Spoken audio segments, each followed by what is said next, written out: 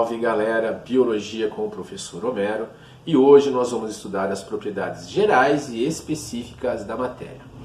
Muito bem, existem algumas propriedades que toda matéria tem, só que a partir dessa propriedade eu não consigo diferenciar uma matéria da outra. Por exemplo, a massa.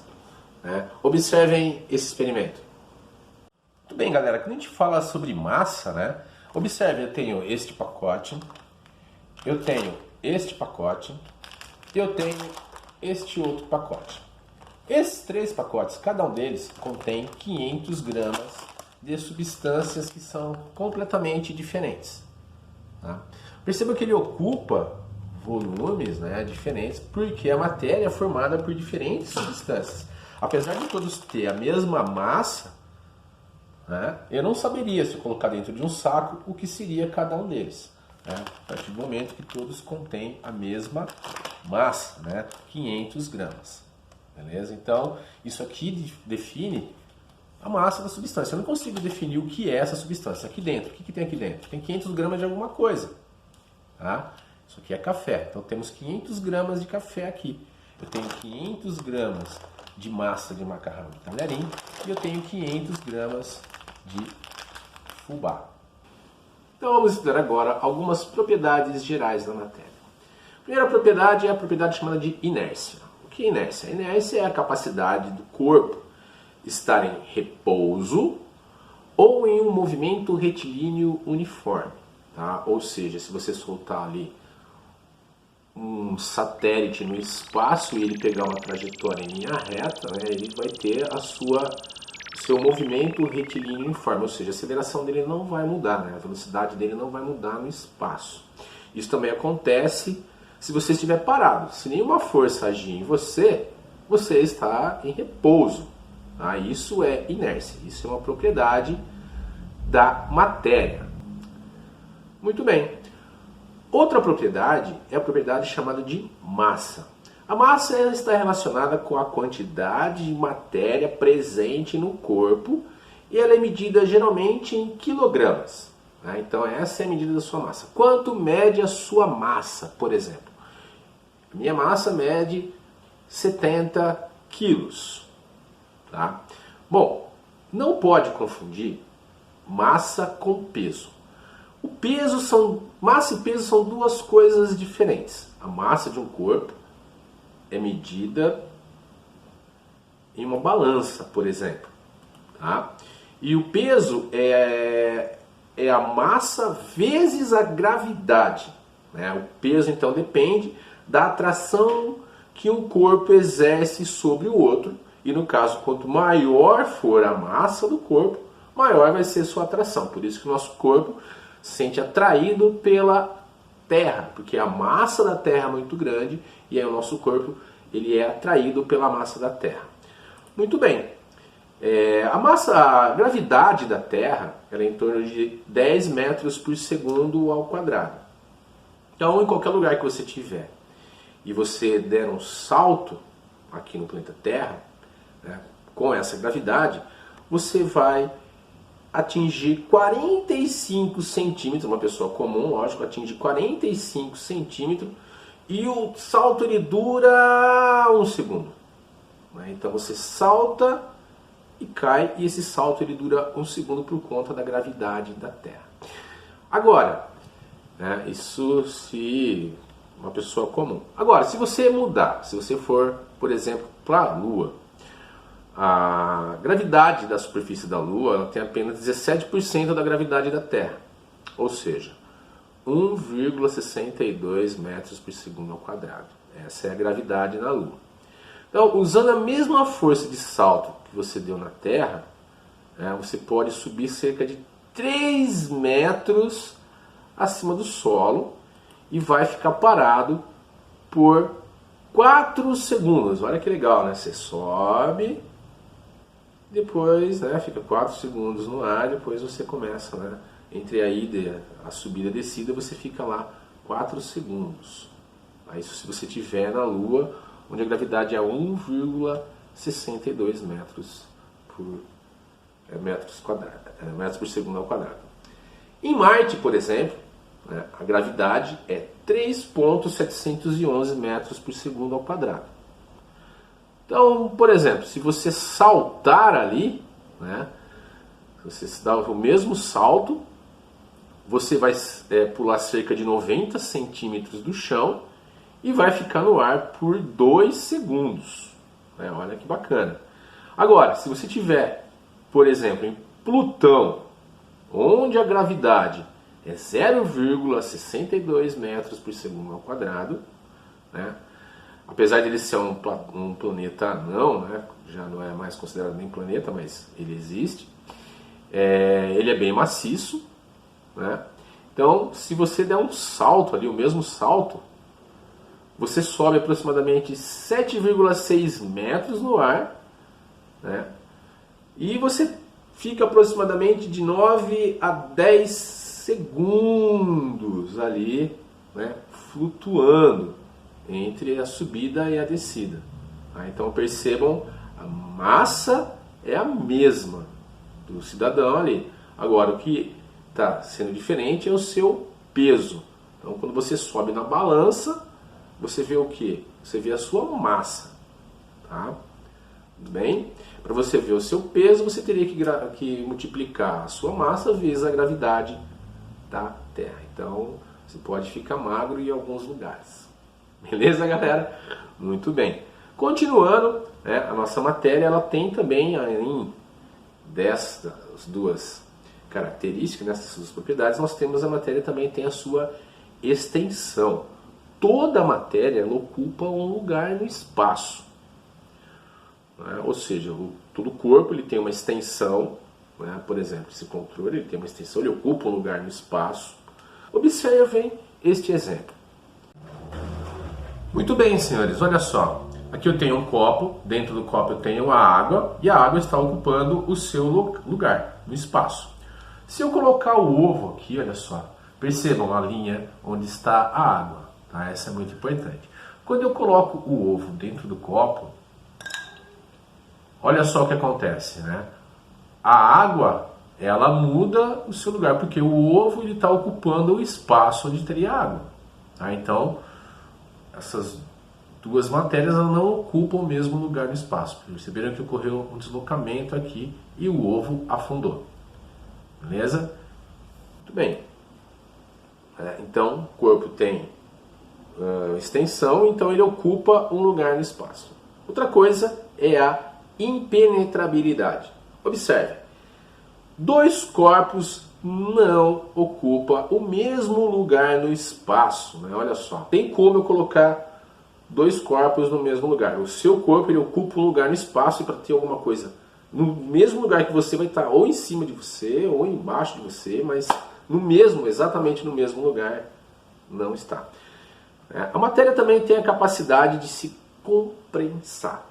Compressibilidade. Né? Então, ela pode ou não diminuir o seu volume, né? De acordo com algumas características. Se você aumentar a pressão, por exemplo, você pode pegar uma seringa e apertar o êmbolo dela, você vai comprimindo o ar que está dentro dela. Quando você solta o êmbolo, ele volta ao seu lugar. Agora nós vamos estudar as propriedades específicas da matéria. Ou seja, a partir dessas propriedades eu consigo diferenciar uma matéria da outra.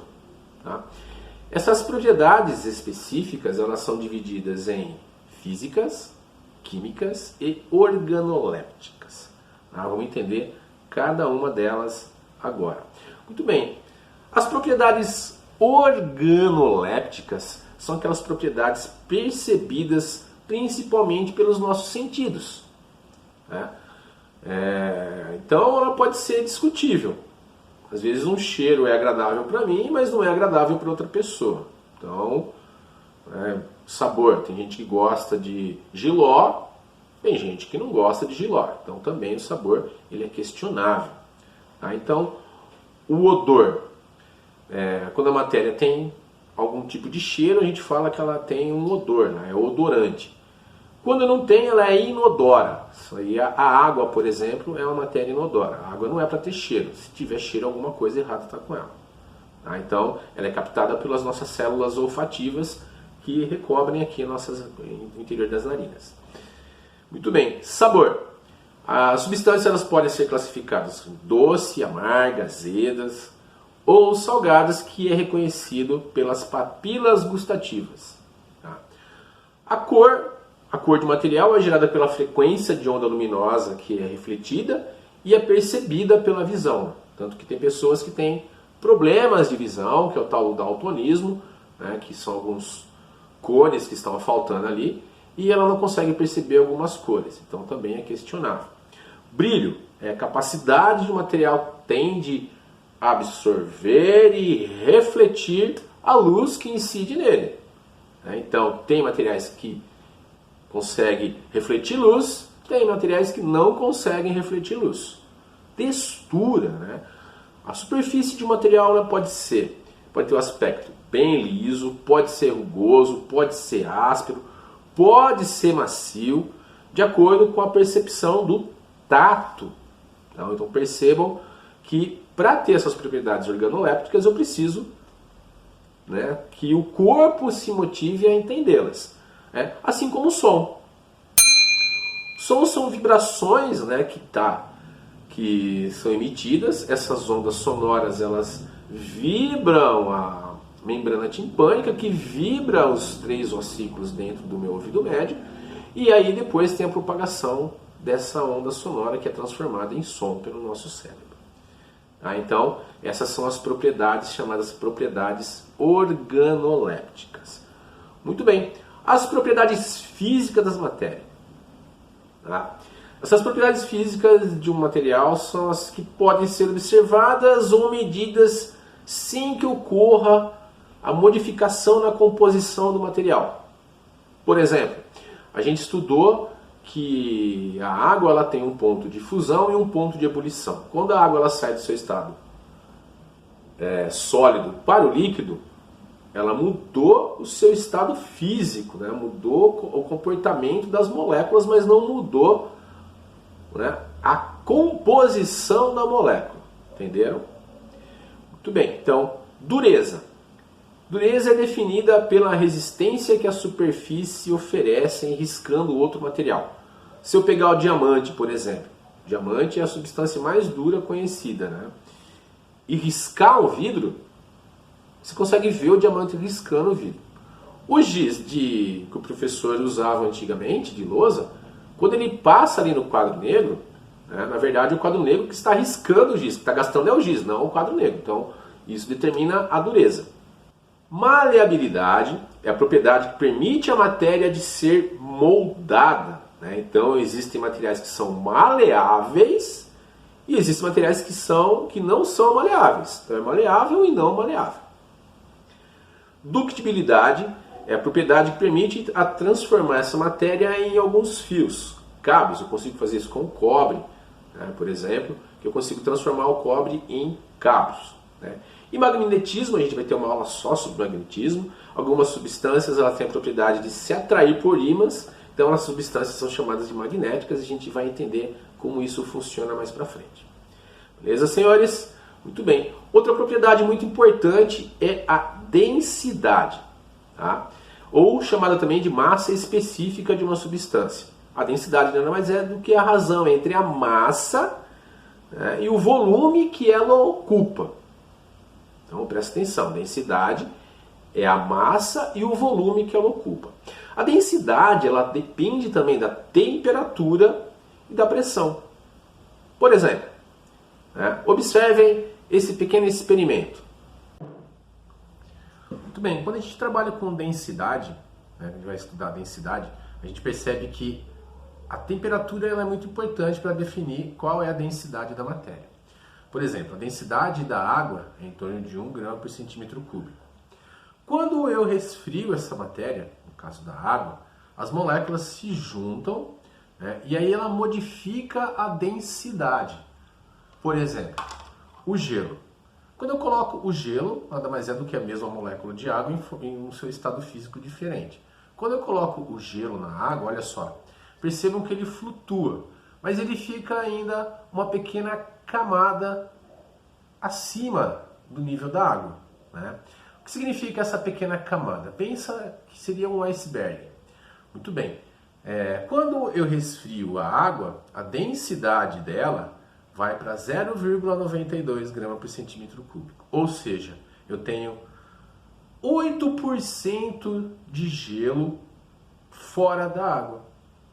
Tá? Então, quando eu vejo um iceberg, você percebe que eu tenho ali 92% da massa do gelo para baixo e 8% do gelo para cima. Por que isso acontece? Porque quando eu mudo a temperatura, eu mudo a densidade da matéria. Tá? Existe um lugar chamado Mar Morto, que a densidade da água lá ela é diferente. Por quê? Imagine que o seu corpo é esse ovo. Tá? E aí você pulou numa lagoa. Quando você pula numa lagoa, a água doce, praticamente o seu corpo afunda, como aconteceu aqui no caso do ovo. Tá? Vou acrescentar um pouco de sal para simular, né, a quantidade de sal que existe ali no Mar Morto. Olha só. Misturando um pouquinho de sal na minha água.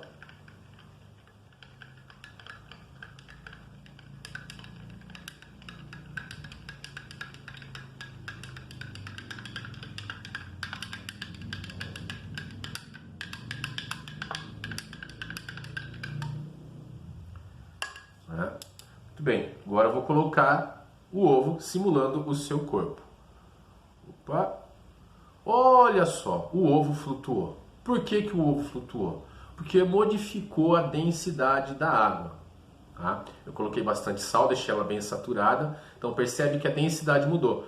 Ou seja, agora quem que é mais denso? Se eu coloquei o ovo primeiro e ele afundou, o ovo ele era mais denso que a água.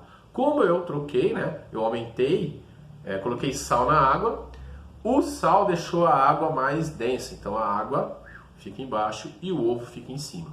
Lembrando, né, sempre o mais denso embaixo e o menos denso em cima.